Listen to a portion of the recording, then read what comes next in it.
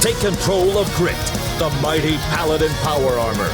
Or eject and play as Flame, the small but swift squire pilot. Over 100 melee weapons to seize from enemies, or create your own with the Blacksmith. Snap one in half to cast a powerful spell. In a hurry, set or slice a world record in the speedrun mode. Slash, bash, and thrust your way through 17 mind-blowing levels located around the world.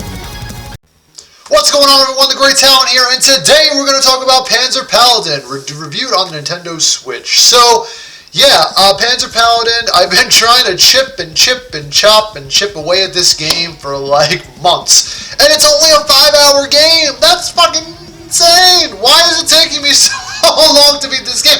No, it's not tremendously difficult. I just really haven't been on my Switch as much as I want. It's just, honestly, folks, full disclosure here, full transparency, the Nintendo Switch to me has become a glorified Game Boy. I'm sorry. Sorry, not sorry. I want to hook it up to the TV, but every time I do, I find myself going, but yeah, I can play it while I'm taking a dump. So it's like, you know, it's like, oh, I want to multitask. I want to kill two birds with one fucking stone, you know? So only the big games, like indie games, like this game, Panzer Paladin, I will play on handheld for the 99% of the time. But bigger games like Legend of Zelda, Mario, Metroid, shit like that, I'll hook it up to the big screen for the most part. Not all, maybe like 50-50. You got a 50-50 shot. I don't know. I'm telling you, the Switch has spoiled me. I can just play anything on the go. It's completely spoiled me. With that being said, though, so what is Panzer Paladin? Well, first, before we get into anything, just don't forget, if you like the video, don't forget to hit the like button and subscribe, maybe. You know, I do these videos, 1-2 videos a week on average. You know, they're not anything glorious, but they are very informative. I don't, you know, I try and keep it very real. I try not to, like, you know, I try to just be like a, you know, just free thinking. Like, I'm not really, this isn't a pre-generated script or anything. I'm literally just write down my thoughts in my head, and I just think of my thoughts, and then I just let it roll. But anyway, so this is a Panzer Paladin. What is it? What are you seeing right now? So Panzer Paladin is a little Mega Man inspired side-scrolling game that puts you into a mech-like shoes Paladin named Grit. As you hack and slash your way throughout the game's 20 or something odd levels. I know they said there's like 17 in the opening trailer, but if you add up all of the the final end game missions, it's like a series of like 6. So it's like in the early 20s, like 23, 24 levels all together with the final gauntlet run. Yeah, so basically, and you're fully equipped with like like I said, like a gauntlet-like mode that in the end feels like evil, like Professor Wily's castle from Mega Man, where it's like, you know, you get the 6, or if you don't know, you get the 6 different stages within the stage kind of thing. It's like a speed, like a gauntlet, where I mean it's like kind of like an endurance test. However, Panzer Paladin is generous, where unlike Mega Man, if Mega Man and the original Mega Man, without the save states in the original OG days and the Nintendo days, if you were to die within that gauntlet in the last set of like 6 stages within that castle, you have to go back to the very first stage unless you have like a password or some shit like that. Thing applies here is checkpoints. There's checkpoints between each of those stages, and there's 2 checkpoints per stage, one at the halfway point of each level, and then another checkpoint right before a boss, which is really great. And the music, too, feels really catchy and reminiscent of those classic 2D chiptunes of the chiptune days of old. The story is very run-of-the-mill and very bland, though. I mean, you don't really expect a great story. I mean, it's just kill the evil robot monster creature animal-like thing that's trying to take over the world. Wash, rinse, and repeat. It's just a recycled story. Nobody cares. We're here for the gameplay. That is where the real meat and potatoes lies within this game, and that it does. Where you trek about these stages utilizing various weapons that you find either from enemy drops or that are embedded into fucking secret walls or hidden within each stage. You need to like use a special weapon to unlock. And also you get these weapons grant you special abilities. So what I mean by that is they grant you special abilities by if you break a weapon, you hold down the triggers and you can break a weapon. Each weapon has a durability meter. And when you get them down to like the very like little bit of health left and they're flashing, you can hold the triggers, left the right trigger, and then you break the weapon and you unlock its ability. It's like you crack it open, you unlock the ability. So I thought that was pretty cool. Different special abilities range from like particle beam projectiles, attack and defense up, health regeneration, restoration, as well as even a flying ability. You can even do deflect, dodge, absorb enemies' attacks, stuff like that. And your Panzer is equipped with your Paladin is equipped with a shield, so you can block enemy attacks if you either your front stance or your low stance. And I think it's pretty cool overall. You can hold up to 4 weapons at once within your storage, and any weapon you pick up here and after that 4th weapon in your arsenal will go to a storage, which you can then later use when you need weapons, or you can sell them to upgrade your armor, which is essentially your health, to get a bigger health bar. I thought that was pretty cool. Mild upgrades in this game, very, very little, nothing too crazy, nothing too extravagant or elaborate. Just, hey, you turn in a bunch of weapons and you get a bigger health bar. That's it.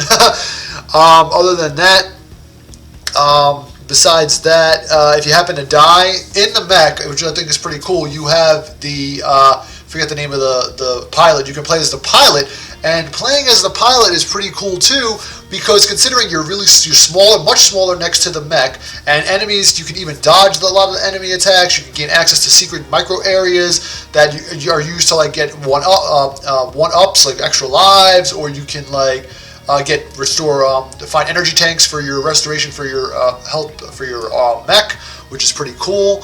And you can even platform onto ringed objects, so it was cool. Now, speaking of the platforming, here's where I have a little bit of an issue, or a lot of bit of an issue. So the platforming is not tweaked very well in regards to whether you're in the mech or the pilot. It's good, but it can be better. It feels a lot stiff, very stagnant, and I felt that it was just like, it felt like it was a little too it needed tweaking, and it just needed a little bit more fluidity is the word I'm looking for. Other than that, speaking of getting into the boss fight, so there are numerous boss fights within this game, one at the end of every stage, and within the gauntlet stages, the final castle area, there's 6 bosses, 1 in each sub-area of that castle. And you encounter them, and after you encounter them, they're pretty run-of-the-mill. They're just very methodical. They have their attack patterns, wash, rinse, repeat, nothing too extravagant or elaborate like the upgrading system. A little bit bland for me. My taste just kind of like, just hack, slash, dump, jump, dip, dive, and dodge. But other than that, every time you kill a boss, you get their weapons. So it's like Mega Man, you get their weapons, you get their weapons. So either you find an enemy who's fighting with a shovel, you get a shovel. An enemy that's fighting with a lance, you get their lance. Enemy fighting with a lightning sword, you get their lightning sword. So it's pretty cool. But again, is it really cool? Because they're not permanent weapons. Every single weapon will break, even the boss weapons. So you have to deal with that. So it's like Legend of Zelda Breath of the Wild all over again, unless you got the fucking Master Sword, which did in the Legend of Zelda Breath of the Wild, did actually have a cooldown, and so it essentially did break temporarily, which was kind of nonsense. The same thing applies here. Don't get too attached to any weapon you have in your arsenal. It will break within a few minutes. That is it. That is the game. If you're not a fan of that, you're not gonna have a good time here. Other than that, the final boss has just like 2 phases, which aren't too bad, and the checkpoint system, like I mentioned before, made the critics sound like it was very, very bad, and made the game sound like it was really difficult. The game is not really difficult. I played on classic mode, which was considered normal mode. Like I said, there are 2 checkpoints, one at the halfway level and one at the halfway point of the stage, and one at the end right before a boss. They are a little stretched out, some of them, but not most. Most of them feel pretty concise, pretty to the point, and every level is only maybe 10 to 15 minutes each, if that. I mean, maybe 10 minutes each. So at 5 minutes you get a checkpoint, another 5 minutes you get a checkpoint. I think that's pretty fair. And the game isn't that, are you playing on classic mode? It's not that it's challenging. It's a little tricky. It's a classic challenge, but it's nothing like Dark Souls level or like the original Mega Man type of challenge. I would say it's somewhere in between. It's somewhere there is a challenge, but you are going to have enough of a skill level or to have a little bit of a learning curve there that you're going to develop have some type of enjoyment with this game, which is great. But and also too, there's a bunch of, like I said before, one-ups, like extra lives scattered throughout each level, so it'll always keep you in the game and keep you coming back for more. Overall, though, if you're looking for a game to be that is heavily inspired by Mega Man, or if you're a fan of that type of game genre or series, those side-scrolling old school games, then this little 5-hour romp might just be up your alley and might just be in your wheelhouse. So yeah. That being said, though, let's just drop my little score and let me biz out. So, if I had to score Panzer Paladin on a scale of 1 to 10, I'm going to give it a solid 7 out of 10. It's a solid game. It's a quick game. The price might be a little steep for some. I think it's like $20 on the eShop. If you have Steam, you can get it for like $10 probably, I'm assuming, because I remember everything is always marked up in a premium on Nintendo Switch for the novelty. So other than that, I waited for a sale. I got it on sale for like $15. I think that was a sweet spot price. $15 is pretty the sweet spot. There's a lot of content here within the short amount of time of game, length of game. You can come back for time trials, speed runs, stuff like that. Other than that, yeah, that's it. Pretty much it. So that's my review of Panzer Paladin. Let me know what you guys think in the comments below. Don't forget to like and subscribe, and I will catch everybody next time. Thanks as always for stopping by.